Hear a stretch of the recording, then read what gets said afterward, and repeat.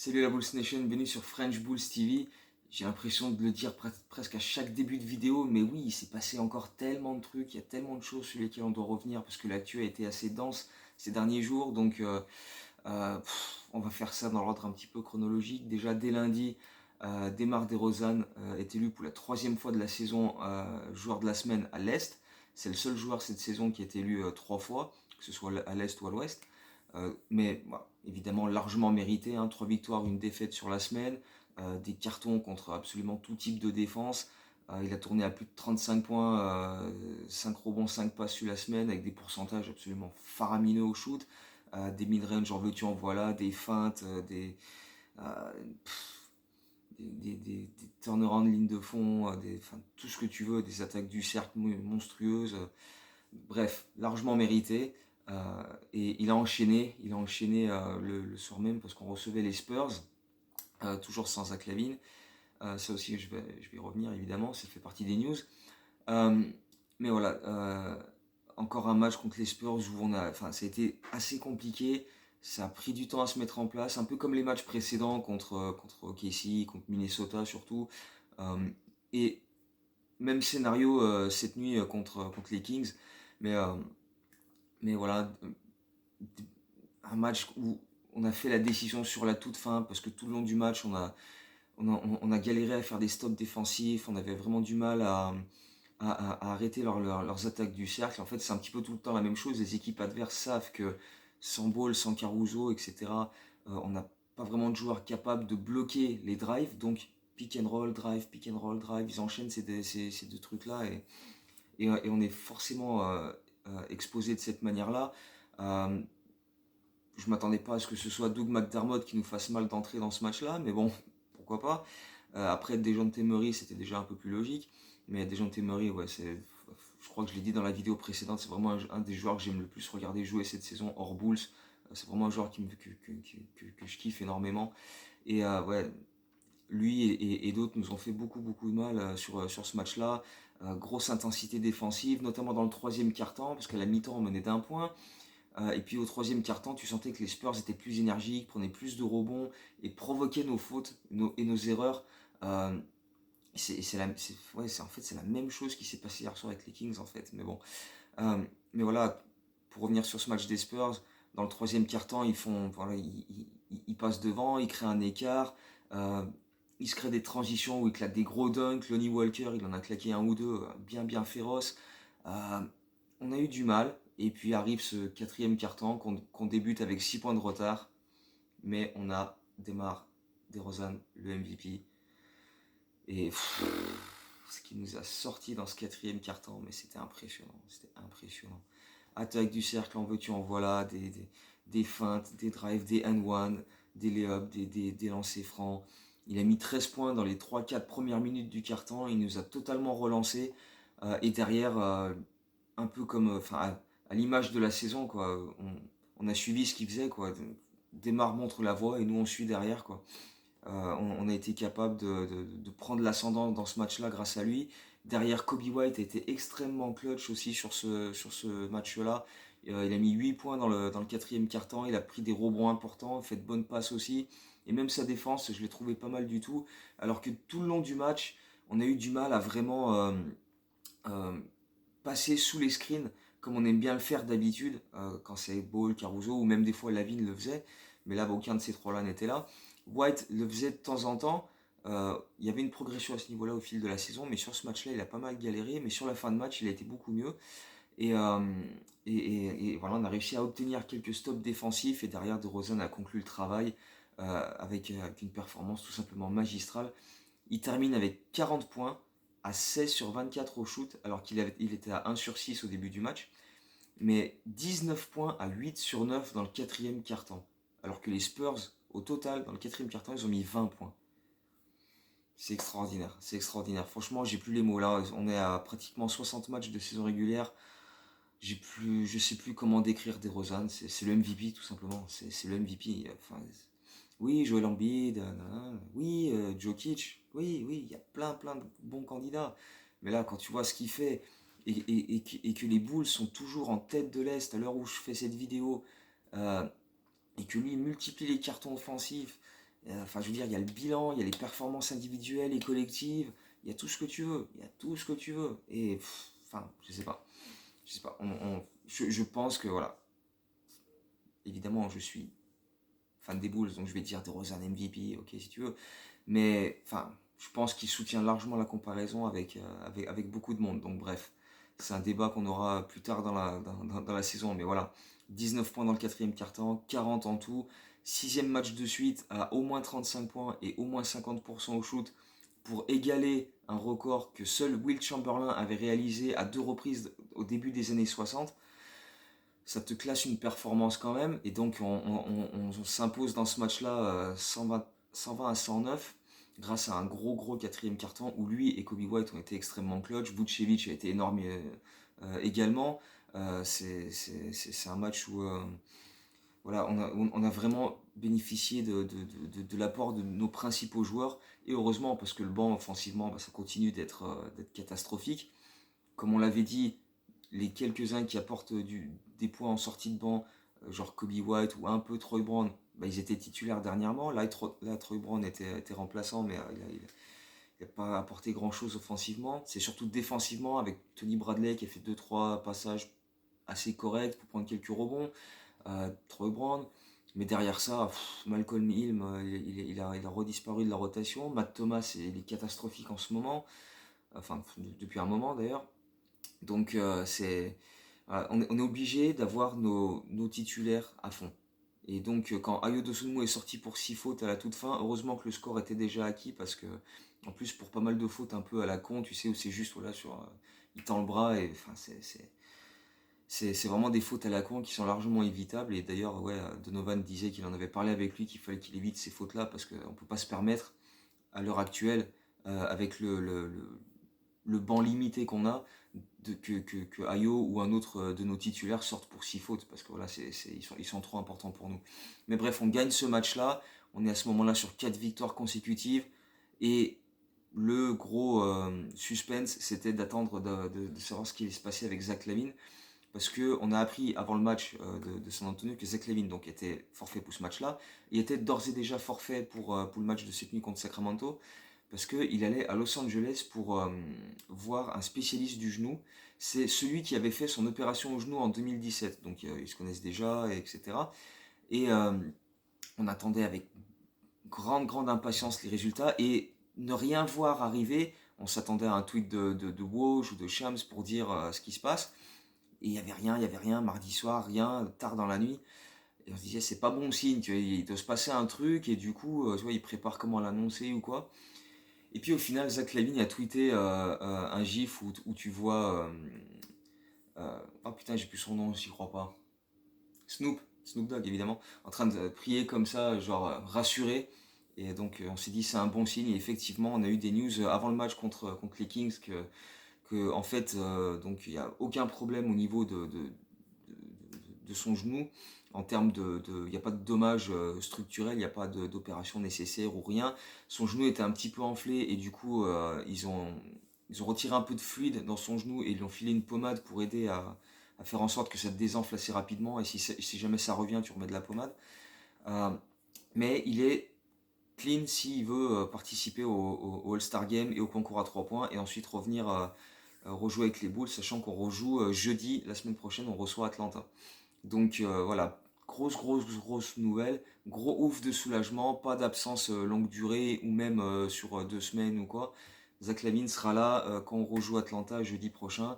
Il va vraisemblablement participer au All-Star Game avec DeRozan, avec Ayo Dosunmu, donc enfin Dosunmu est au Rising Star évidemment, mais voilà, ils seront tous les trois à Cleveland. Euh, donc voilà, grosse nouvelle. Et en même temps que Billy Donovan nous donnait de ces nouvelles-là, il nous a également parlé d'Alex Caruso en disant que le poignet où il s'est fait opérer, il peut toujours pas soulever des trucs, porter des trucs avec. Mais d'ici une semaine, 10 jours, donc quand on va reprendre la compétition la semaine prochaine, il devrait être capable de recommencer à faire des dribbles et prendre quelques shoots.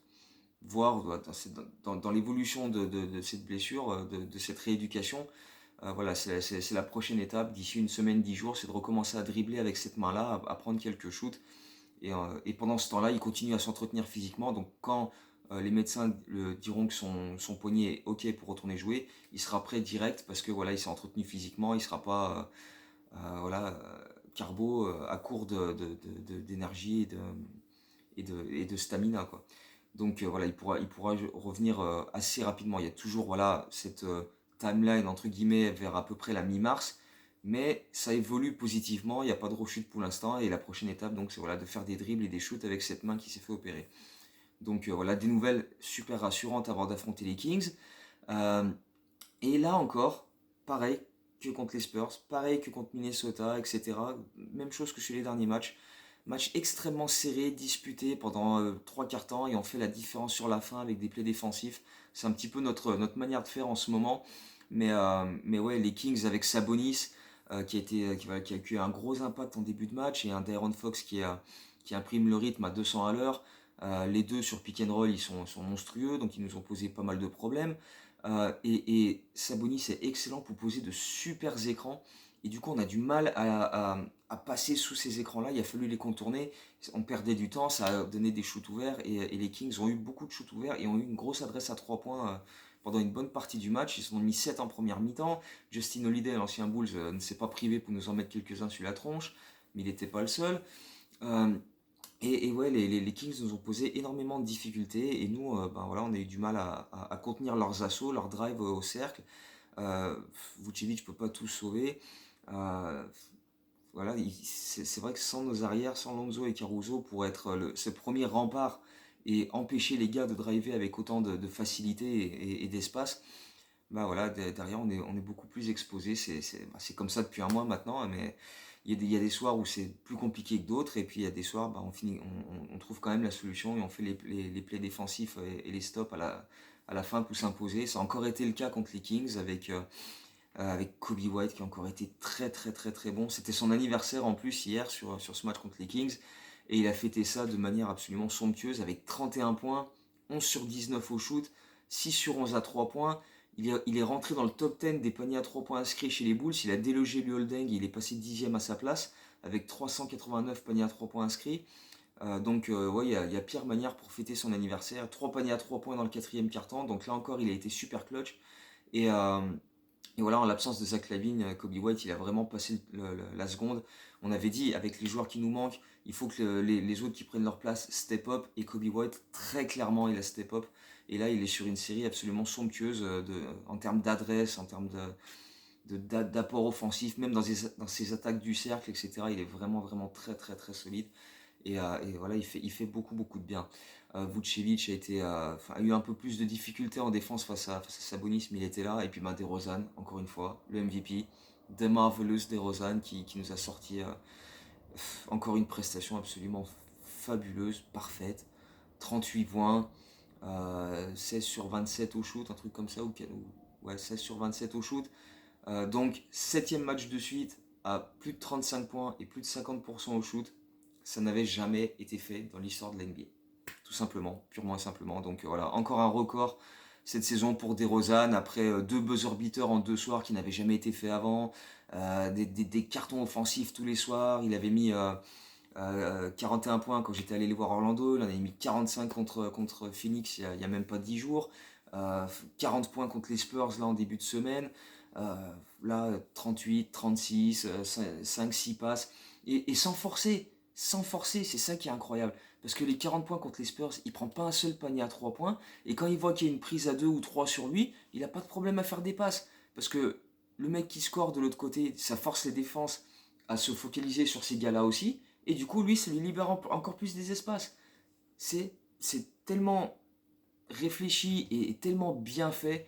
Franchement, c'est de l'art. C'est de l'art. Ce que DeRozan fait, c'est de l'art. Il expliquait après le match contre les Spurs que euh, souvent les premières minutes du match, les premiers quart-temps, la première mi-temps, il analyse comment les équipes adverses jouent en défense, etc. Et après, il s'adapte. Et voilà, il voit que les équipes vont faire des prises à 2 sur lui, et dès qu'elle arrive, boum, quelqu'un est démarqué, il voit qui c'est, passe à l'opposé, boum, c'est dedans. Et comme ce joueur-là rentre ses shoots, ça étire les défenses, et lui a plus d'espace derrière pour cartonner. Et ça a encore été le cas là contre les Kings. Il a donné des balles à Kobe White qui a mis ses paniers à 3 points, et derrière lui, les défenses ont dû surveiller Kobe White, et donc lui, ça lui donnait plus d'espace. Et derrière, boum, mid-range, fadeaway, spin move, boum, j'attaque le cercle, et hop, tout ce que tu veux. Festival, festival, festival. DeRozan, en ce moment, il est sur une planète, il n'y a que lui dessus, quoi. C'est invraisemblable. Franchement, c'est tellement beau à regarder en plus, et il a fini par mettre un panier à 3 points, et c'est le seul c'est le seul shoot à 3 points qu'il a pris de la semaine. Et voilà, il l'a mis, il a rentré ses lancers derrière, il a été clutch sur la toute fin de match. Encore un festival incroyable de DeRozan. Donc, et, je sais pas ce qu'on peut dire encore, si ce n'est que voilà, à la fin de la saison, il sera vraiment, vraiment, vraiment pas loin dans les votes du MVP. Et s'il l'est pas, c'est un scandale absolu. Donc, donc voilà, parce que encore une fois, il a le classement, parce qu'à l'heure actuelle, on est premier, on est sur 5 victoires consécutives. Lui est sur une série record en termes de cartons offensifs et d'adresse. Euh, voilà, individuellement, collectivement, euh, tout est là. Tout est là à l'heure actuelle. Il faudra voir où on en sera évidemment en fin de saison quand le trophée sera décerné, mais franchement, il a une super carte à jouer. Et voilà, ça fait un mois qu'on nous dit, depuis à peu près la mi-janvier, qu'on sait que Lonzo Ball doit se faire opérer du genou, que Caruso est revenu puis a dû se faire opérer du poignet. On nous dit, ah, les Bulls, avec leurs deux meilleurs défenseurs, ça va être plus compliqué. On sent que ça va chuter au classement. Va falloir vraiment être très très fort pour rester en haut. Eh ben, on a été très très fort parce que voilà, on est encore en haut. Alors Miami joue ce soir, euh, ils peuvent voilà, égaliser avec nous. Mais voilà, quoi qu'il arrive, on sera premier ex aequo dans le pire des cas si Miami bat Charlotte cette nuit. Donc atteindre la trêve euh, en étant à ce classement-là, alors que ça fait un mois qu'on joue sans Lonzo et Caruso, qui sont nos deux meilleurs défenseurs sur les lignes arrière, avec Lavine qui a loupé plusieurs matchs, avec Javonte Green qui a loupé plusieurs matchs, avec Derrick Jones Jr. qui a loupé plusieurs semaines. Et franchement, enfin, je sais pas comment expliquer ça. Enfin, je sais pas, les faits sont là, quoi. On est quand même clairement une équipe assez monstrueuse. Et quand tout le monde va revenir, si on arrive à avoir tout le monde ensemble en bonne forme, mais qu'est-ce que ça va donner? Qu'est-ce que ça va donner? Ça va être une boucherie. Et en plus, là, on va récupérer Tristan Thompson, visiblement. C'est en plein match. On est en plein quatrième quart-temps, match serré, on s'échange des paniers, on essaie de faire la différence. Et là d'un coup, Shams qui tweet oui, Rick Carlisle annonce en conférence de presse, le coach des Pacers, que Tristan Thompson va être coupé des Pacers et qu'il va signer à Chicago. Ok, bon bah vas-y, balance-nous des bombes en plein match, tout va bien, il n'y a pas de problème.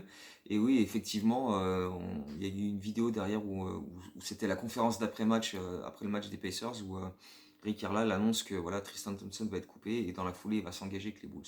Donc on va attendre l'annonce officielle de la part des Bulls, mais voilà, en gros, Carlisle a lâché l'info. Euh, Tristan Thompson, bon déjà, il faudra couper quelqu'un. Je pense que ce sera Matt Thomas. Parce que ce qu'il fait en ce moment, c'est absolument dégueulasse. Donc, puis en plus, quand on va récupérer tous nos arrières, il aura zéro temps de jeu. Hein, parce que je vois pas, entre Lavine, Ball, Caruso, Ayo et Kobe, Matt Thomas, il va prendre du temps de jeu à personne. Absolument personne. Donc, lui ou McKinney ou Tyler Cook à l'intérieur, vu que c'est un autre intérieur qui arrive, et que ben, pour l'instant on a quand même besoin de Matt Thomas qui joue quelques minutes parce que bah, nos arrières sont pas encore revenus.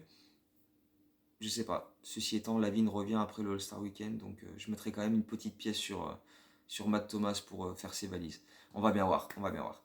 Euh, Si c'est pas lui, c'est McKinney, Malcolm Hill ou Tyler Cook. Enfin bref, on verra bien. C'est un gars du bout du banc de toute façon qui ne jouera pas ou très très peu quand on aura tout le monde dispo. Donc bref. Pour ce qui est de Tristan Thompson, gros intérieur, gros rebondeur, grosse expérience, défenseur de qualité. Le mec a joué 4 finales NBA consécutives, a été champion avec les Cavs. Après, c'est sûr que ces débordements hors parquet ces derniers temps, il y a des histoires avec les Kardashians, etc. Enfin bref, je ne vais pas rentrer là-dedans parce que franchement, en plus, déjà j'en ai rien à foutre. Et en plus, le très peu que j'en ai lu, ça me dégoûte. Donc, pas fan du gars en lui-même. Mais voilà, s'il fait le taf sur le terrain, bah, ma foi, c'est tout ce qu'on peut lui demander. Tant qu'il ne vienne pas pourrir l'ambiance dans le vestiaire et qu'il apporte sa défense et ses rebonds, je ne leur demanderai pas plus. Donc, évidemment, on va attendre l'annonce officielle, mais voilà, un joueur qui est capable de jouer 4 et 5, 2 m 6, voilà. S'il nous apporte son expérience, voilà, encore une fois, en termes de vécu au niveau du titre et des finales, voilà, personne qui est comparable aux Bulls. Caruso a un titre, mais voilà, il n'a pas joué 4 finales de suite non plus. Donc, bon. Euh, donc voilà, dans ces termes-là, s'il est bien luné, s'il est pas, comment dire, même lui perturbé par ses déboires extrasportifs, euh, et qu'il est voilà focalisé sur le truc et qu'il pourrit pas l'ambiance, j'ai pas de souci avec le fait qu'il soit là. Tant qu'il fait le taf, voilà, ça devrait le faire. Donc voilà, espérons que ça se passe comme ça et que voilà, ça dérègle pas l'alchimie qu'on a mis en place toute cette saison, parce qu'on a quand même vu que cette équipe, voilà, tout le monde adore jouer avec tout le monde, les mecs se font tout le temps des câlins, ils s'adorent, donc il faudrait pas qu'il y ait un grain de sable qui vienne perturber tout ça, il faudrait pas que Tristan Thompson soit ce grain de sable. Mais bon, on va bien voir ça, on va profiter de ces quelques jours de repos pour souffler un peu. Euh, Comme je disais, on ne rejoue pas avant jeudi, on reçoit Atlanta. Euh, Ensuite, on reçoit Memphis 2 jours après. Donc, et derrière ça, après ce match contre Memphis, on joue 12 de nos 16 matchs suivants à l'extérieur. À commencer par un déplacement à Miami qui va être assez hardcore. Mais bref, oui, c'est sûr, le calendrier va s'adurcir, donc c'est bien de récupérer Zach LaVine, c'est bien d'avoir Tristan Thompson pour apporter un peu de taille à l'intérieur. Et puis si on récupère, voilà, en plus là, ça va faire du bien à Derrick Jones aussi pour continuer à soigner son doigt, parce que tu sens quand même qu'il a du mal. Et si on arrive à rester premier ou dans le top 3 de l'Est jusqu'au retour de Caruso, Ball et même Patrick Williams courant mars, mi-mars, fin mars, c'est tout bénef derrière, c'est tout bénef et tu arrives lancé comme des balles pour la fin de saison et les playoffs, ça peut devenir une bonne nouvelle au final. C'est sûr que là on galère, mais quand ils seront tous là, si on arrive à tous les avoir en forme en même temps, ça peut devenir un truc assez monstrueux. Et franchement, je salive à l'idée d'avoir tout le monde et voir nos rotations, comment elles vont être et comment on va être monstrueux défensivement, comme on l'a montré quand on avait tout le monde, sauf Patrick Williams, sur une partie du début de saison. Donc j'ai bien hâte. Bref, on va se quitter avec le quiz. On avait parlé la dernière fois de la série de DeRozan avec les matchs à 30 points euh, et avec 50% d'adresse chez les Bulls.